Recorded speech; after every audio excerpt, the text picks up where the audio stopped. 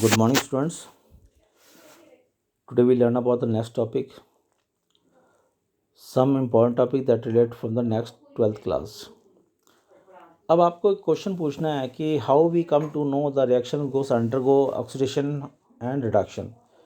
तो आपको ये रिएक्शन दे रखा क्वेश्चन दे रखा है, half reaction of an electrochemical cell MnO4 8H positive दे रखा है, रिएक्शन दे रखी है।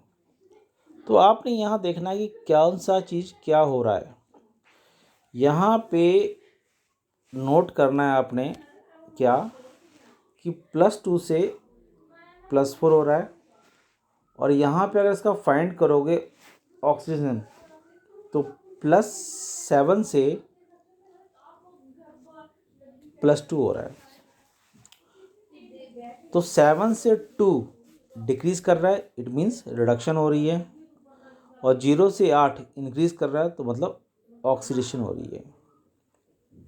सॉरी, 0 से 4 हो रहा है, दिस वन 4 इंक्रीज कर रहा है, ऑक्सीडेशन।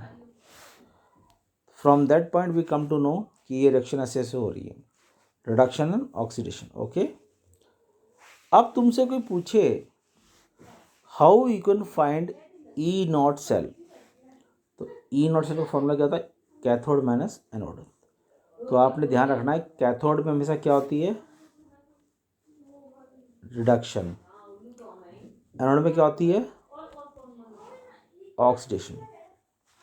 तो अभी जस्ट मैंने क्या कहा कि +7 से +2 हो रहा है रिडक्शन, तो इसकी वैल्यू पहले आएगी और इसकी वैल्यू बाद में आएगी। ओके, तो हमने जो कि क्वेश्चन में as per the question values given इको वैल्यू दे रखी है, तो इसकी वैल्यू को पहले रखा इसको, और इसको बाद में रखा, माइनस किया, आंसर पॉजिटिव 1.36। जब कभी भी आंसर पॉजिटिव आए तो मतलब रिएक्शन इज फिजिबल, सेल बन सकता है, कुछ भी हो सकता है। ओके, नेक्स्ट ऐसे ही क्वेश्चन दिया, कैलकुलेट द इक्विलिब्रियम कांस्टेंट के फॉर द, ये बेटा आपके पार्ट का नहीं है, तब भी I want to teach something extra which is related और which is not related, because all of the students who are taking admission in the non-medical, they have only one dream, to appear in the all India triple examination or IIT. So if you want to face the entrance, you have to practice hard and more and extra, more than enough. तो याद रखा है कि तो क्या दे रखा है, Zn simple है +2, यानी कि इंक्रीज कर रहा है, यानी यहाँ पे क्या हो रहा है, ऑक्सीडेशन। लूज़ कर रहा है, लूज़ कर रहा है मतलब किस पे आगे, एनोड पे, यानी इसकी वैल्यू बाद में आएगी, इसकी वैल्यू पहले आएगी। ओके, फॉलो किया हमने, ध्यान से देखा, इसको नोट किया, रिएक्शन को फेस किया हमने, देखा कि वाकई सही बात है, 0.3 पहले आई, बाद में आई, और आंसर आ गया 1.10। It means reaction is feasible. अब क्या नोट करना है, ध्यान से देखो बेटे,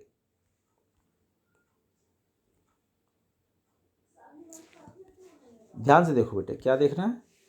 अब ये आपके लिए क्वेश्चन नहीं है, इसलिए लिखा note, it is an extra. E cell आपने निकाल लिया, आपको मैंने क्वेश्चन मिला फाइंड द के, तो 2.303 RT अपॉन में NF, एफ की वैल्यू फिक्स होती है 96500।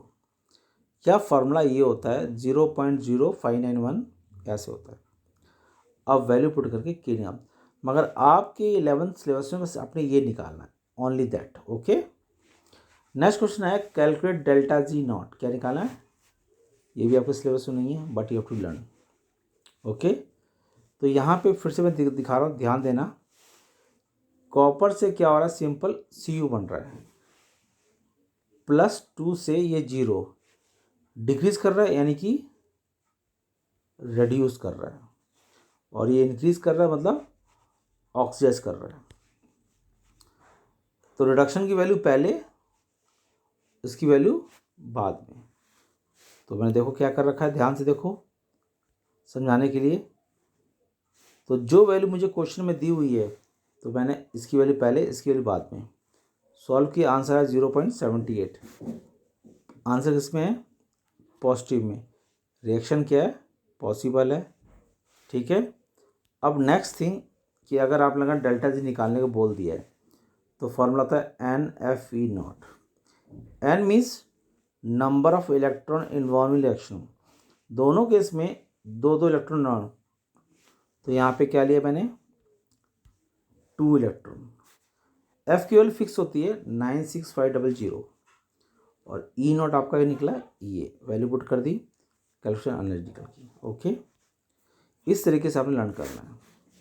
सिमिलरली क्वेश्चन ऐसी सेम क्वेश्चन में दे रखा है, आपको इसी तरीके से आपको क्या करना है, इन पॉइंट को फॉलो करना है, लर्न करना है। सर कैसे रिएक्शन हो रही, क्या कर रहा है, सेम टॉपिक है, कोई अलग चीज़ नहीं है। If you want I can explain it again, okay, when ever you require. Okay, यहाँ पे एक टॉपिक अलग आया, ध्यान से देखो, एक टॉपिक अलग आया, मैं आपको दिखाता हूँ कैसे।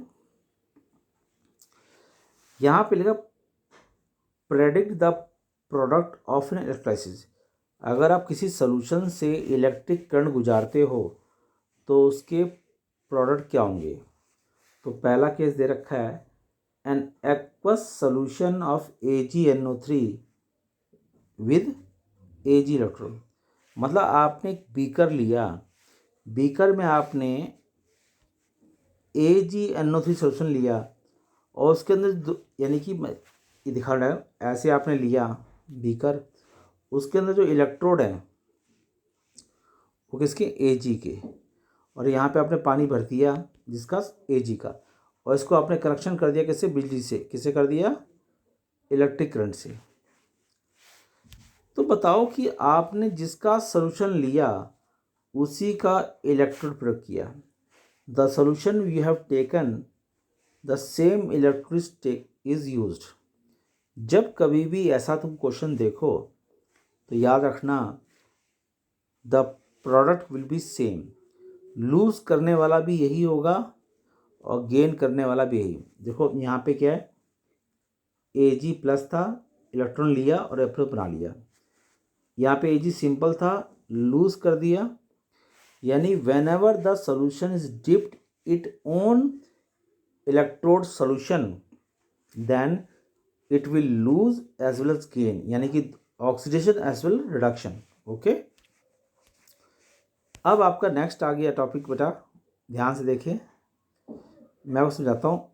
अगर आपको पिछला टॉपिक आया है, मैंने समझाने सेकंड टॉपिक लिया, aqueous solution AgNO3 with platinum. यहाँ पे Ag है मगर यहाँ पे प्लेटिनम है। Platinum is a inert, do not gate react. अब यहाँ पे एक्वस प्लस Ag, यहाँ पे ये और पानी, तो ये टूटे किसमें? Ag प्लस NO3, ये टूटे किसमें? H plus. तो आपके दो पॉजिटिव हैं और दो नेगेटिव हैं। तो जो इसमें लीस्ट रिएक्टिव होगा, यानी कि मानते हो लड़ाई जब होती है तो कमज़ोर सबसे पहले भाग जाता है, तो लीस्ट रिएक्टिव मतलब जो सबसे कमज़ोर है वो भाग जाएगा। कमज़ोर कौन है इसमें? Ag, और इसमें कौन है? OH। तो Ag पर चार्ज क्या है? पॉजिटिव, तो ये कहाँ जाएगा? नेगेटिव के पास। नेगेटिव कौन है? कैथोड। गया, इलेक्ट्रॉन लिया, लेके भाग के गायब हो गया। नेक्स्ट कौन है? OH। OH गया यहाँ पे, वाटर बनाया, ये बनाया और छोड़ के भाग गया। अब टैंक के अंदर क्या रह गया? NO3 HO3, यानी कि HNO3। You can learn that by this method the nitric acid is prepared. Nitric acid is prepared by electrolysis method. Okay? तो मैंने वैसी रिएक्शन दे रखी है आपको समझाने के लिए। ये क्वेश्चन आपका NCERT का क्वेश्चन है। जिंक यहाँ सिंपल से लूज कर रहा है और ये गेन कर रहा है, नंबर जीरो से इंक्रीज कर रहा है, तो क्या हो गया? ऑक्सीडेशन और ये रिडक्शन। ओके, तो आपको क्वेश्चन दे रखे हैं, ये अपने फॉलो करना है। जो लूज़ करता है इलेक्ट्रॉन एनोड से कैथोड जाते हैं, तो करंट कहाँ जाता है? Cathode to anode. किसी भी केमिस्ट्री में कोई भी सेल में, in any electrochemical cell, if the current is produce, electrons are not responsible, only the ions are responsible to produce a current. तो आपको रिएक्शन दे रखी है समझाने के लिए। इन रिएक्शन बनना कि कौन लूज़ कर रहा है कौन गेन। लूज़ करने वाला हमेशा क्या काम करेगा? एनोड का, और गेन करने वाला cathode, but for only in electrochemical cell, not for other. Chemistry में एक यही टॉपिक ऐसा है जहाँ पे एनोड नेगेटिव है और कैथोड पॉजिटिव है, only for the electrochemical cell. बाकी इस टॉपिक को छोड़ के अगर कोई भी आपसे पूछे व्हाट इज़ एनोड, तो आपने पॉजिटिव बोलना है, नेगेटिव नहीं बोलना। But for the electrochemical cell it is always be a negative. Okay, so take care. आपने इस चीज़ को फॉलो करना है। ओके बेटा, और ये आपका होमवर्क है। और होमवर्क आपका साथ में क्या है? Today homework is that only, solve 2 reaction to balance in basic medium, and last 3 question of NCERT back exercise that I have taught in this lecture. Similarly, write the product for the electrolysis, arrange the different electrode in the decreasing order of the reducing agent, and state the reaction is feasible or not. NCERT back exercise, last 4 or 5 questions you have to solve in the note fair book. Okay, once you get that you will learn that. Next lecture जब भी लूँगा, इसका topic जो रह गए हैं थोड़े बहुत वो लेके आपको मैं क्लियर कर दूँगा। ठीक है बेटा, I hope you will take care and thank you and have a nice day.